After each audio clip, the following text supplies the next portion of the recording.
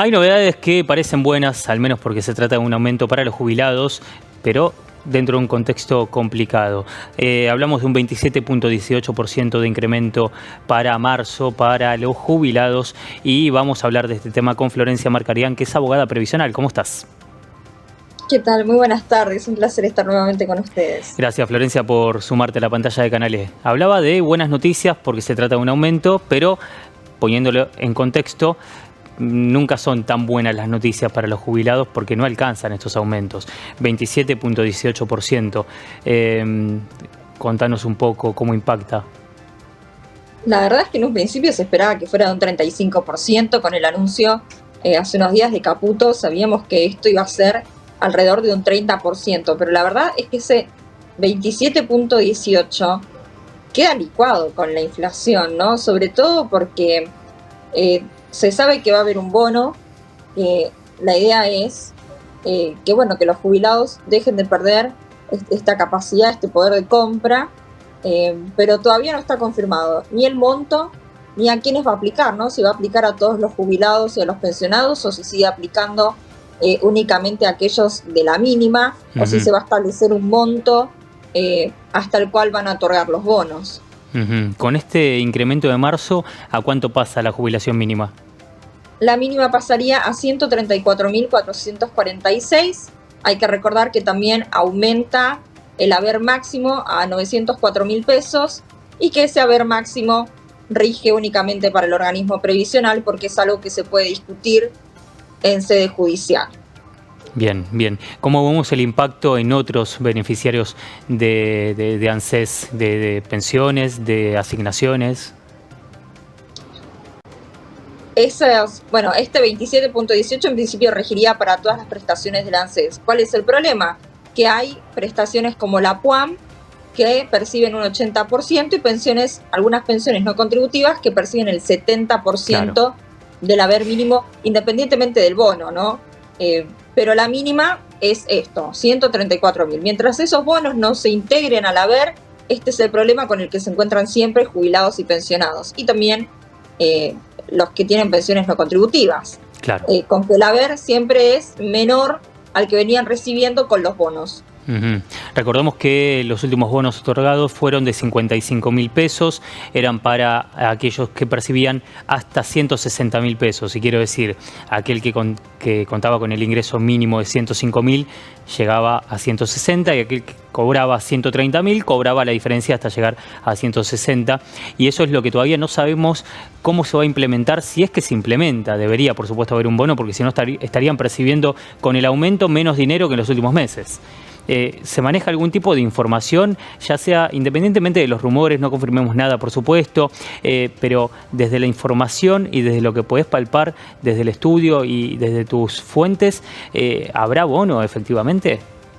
Va a haber un bono, el mínimo va a ser esos 55.000 pesos, pero no se sabe cuál va a ser si lo van a mantener, si lo van a aumentar con este 27,18% o si van a fijar una suma mayor como para que no sigan perdiendo, ¿no?, los jubilados frente a esta inflación. Y además con esto de quitar el paquete fiscal de la ley ómnibus, se atrasó todo lo que refería a la modificación de la fórmula de movilidad. De todas maneras se mencionó que se presentaría nuevamente este proyecto de forma separada, ¿no? Okay, pero claro, es algo que todavía no se ha confirmado.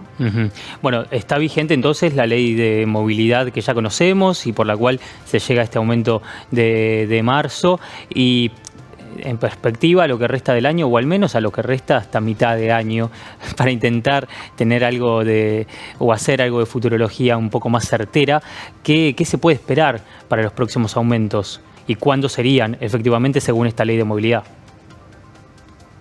Conforme la movilidad que sigue vigente, en junio vendría el nuevo aumento. Quizás esté la posibilidad de que se envíe este proyecto para modificar esta fórmula, y la idea era que fuera tomando el índice del costo de vida, ¿no?, teniendo en cuenta la inflación, y que fuera mensual en vez de ser trimestral, que es el gran problema que existe hoy, que teniendo la medición a un trimestre anterior y queda queda corto el aumento. Sí, total, sobre todo con estos índices que son exorbitantes. Creo que ya lo hemos charlado, pero siempre es importante reflotarlo para analizar y entender qué le convendría al jubilado y a aquel que percibe un haber. Esta ley de movilidad vemos que no sirve demasiado teniendo en cuenta esta coyuntura. El proyecto de ley que enviarían al Congreso nuevamente, ¿sería beneficioso para los jubilados? Podría ser beneficioso porque se actualizaría mensualmente, ya no tienen que esperar la medición de 3 meses antes, sería un mes anterior, podrían estar mejor, podrían verse beneficiados. Okay. Por supuesto, ¿no?, que hay que pensar también en cuál va a ser la base de esos aumentos, porque si se mantienen estos valores, la base sobre la que vendrían esos aumentos por el índice de costo, por el costo de vida, sería muy bajo. Sobre estos 134.000 hoy en día es muy bajo. Sí, además recordemos que dentro de esa ley, si no se modifica y si se llegara a aprobar y demás, por ejemplo, si se implementara desde abril, la inflación o el índice de inflación que se aplicaría para ajustar ese ingreso sería el de febrero recién. Entonces ya perderían 2 meses de inflación y quedaría otra vez atrasado el salario, más allá de que después mes a mes se ajustaría según el IPC. Sí, termina siendo siempre la variable de ajuste, se ha visto con este nuevo aumento también, ¿verdad? Así es, así es. Bueno, Florencia, te agradezco por el tiempo. Muchísimas gracias, muy buenas tardes. Igualmente.